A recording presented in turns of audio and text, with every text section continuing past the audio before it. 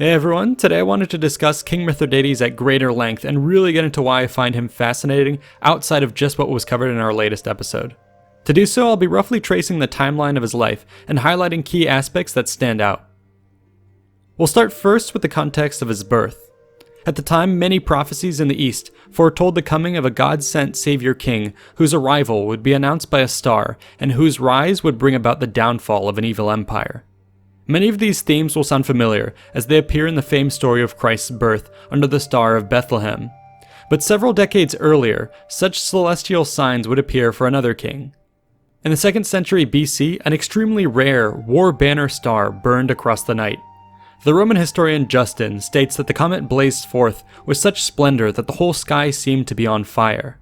The event set off a ripple of hopeful whispers in the east. Amazingly, the comet would pass not just once, but twice. The first time occurred in 135 BC, coinciding with the birth of Mithridates, and again a second time in 119 BC for his coronation. The relative dates of these events were recorded by the faraway Han Empire. Such was the magnitude of these prophetic symbols that they would make their way onto coinage at the time and be incorporated into royal iconography. Adding yet further to the aura surrounding the birth of Mithridates would be his royal lineage. The king was said to trace his father's bloodline to Persian kings and his mother's family to Alexander the Great. As such, he could claim to be the living embodiment of the best form of Greco-Persian fusion. This was a powerful combination that demanded respect from both the East and West. In addition, Mithridates is said to have literally inherited Alexander's mantle in the form of the great king's purple cloak. According to Persian tradition, the robe of such a venerated individual was said to transmit the owner's personal qualities and authority. For it to end up in the hands of a prophesied savior king hailed by comets would have swayed even the most ardent of cynics. This incredibly rare prize would eventually be recovered by a victorious Pompey who proudly bore it back to Rome. While many modern scholars cast doubt on the accuracy of this legendary portrayal of Mithridates' birth, there is no doubt that at the time, many in antiquity believed them. And as a result, they carried all that much more power.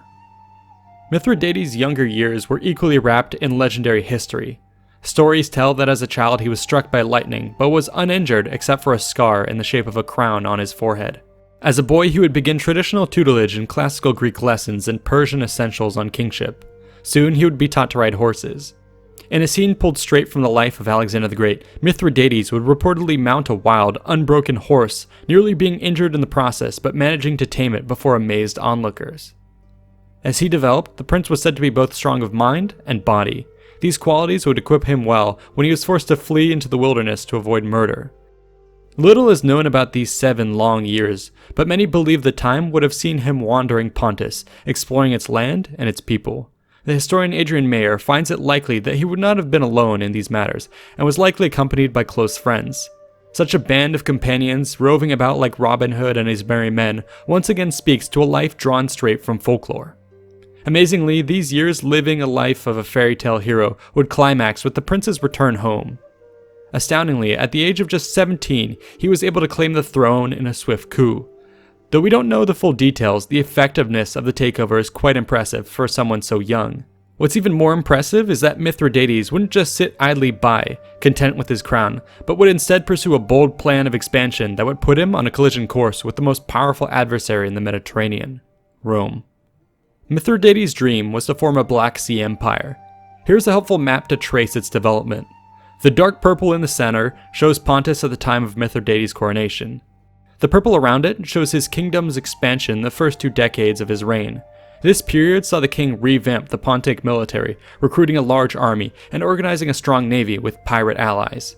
These forces were launched to bring his neighbors into the fold. Most impressive of the conquests would be the northern wars against the Scythian and Sarmatian tribes. These fierce steppe warriors were defeated along the coast and entered into an alliance with Mithridates.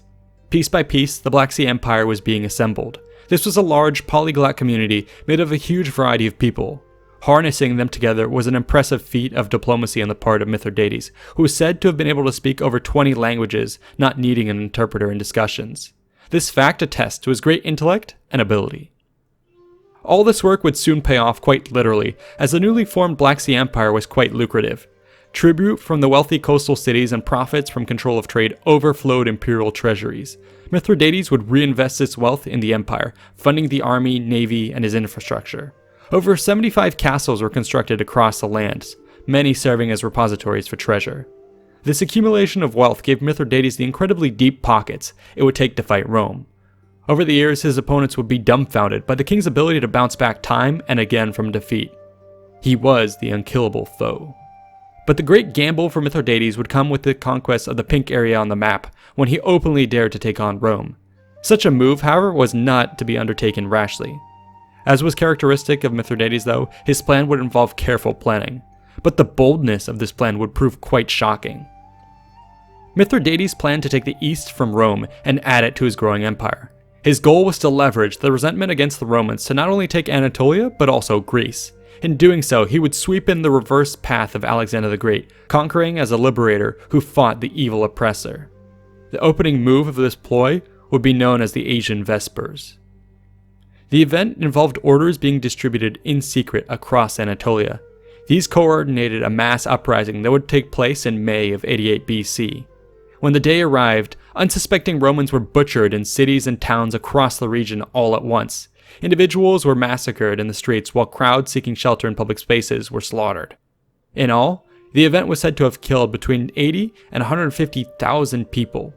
I'll be covering the event in more detail in a later moments episode, but suffice to say, it was a devastatingly brutal day that sent shockwaves through the Roman world.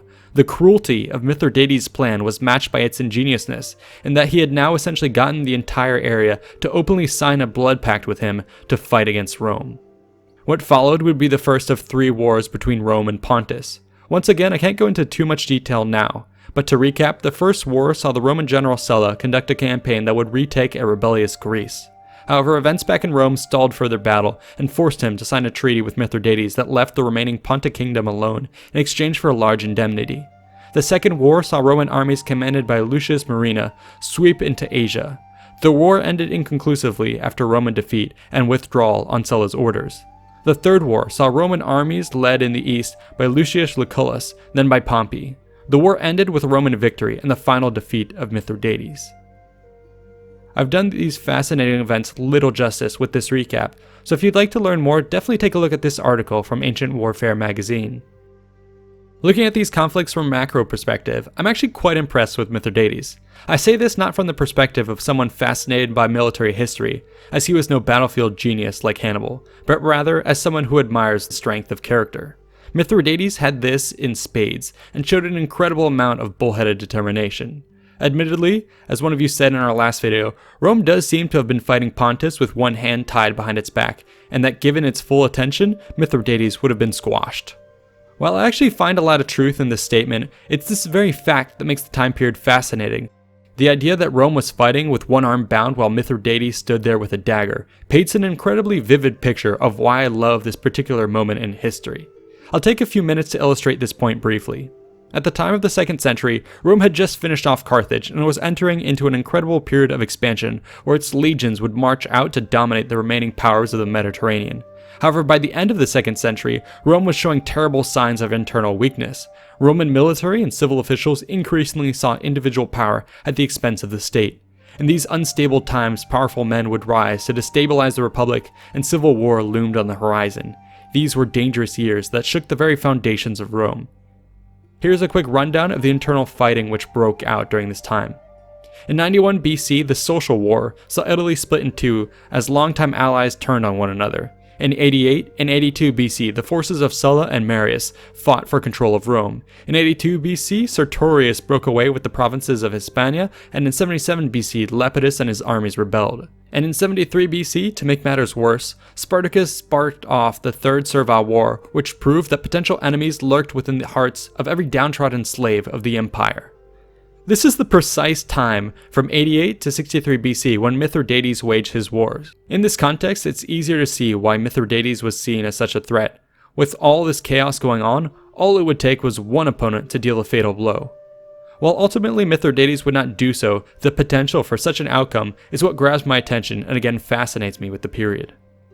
If that were all there was to the story of Mithridates, then I think I'd be more than justified in my admiration. But amazingly, there's even more to it.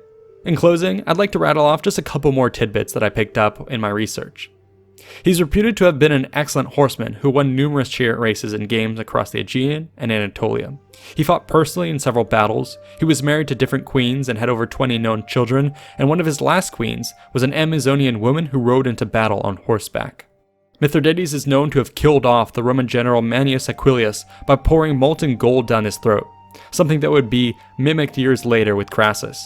Mithridates is known for his intellectual curiosities, having collected great libraries of knowledge, art, and technology. He even wrote several books himself, and as we covered in our last video, he was the Poison King. I hope that this discussion has given you some appreciation for the incredible tale of Mithridates.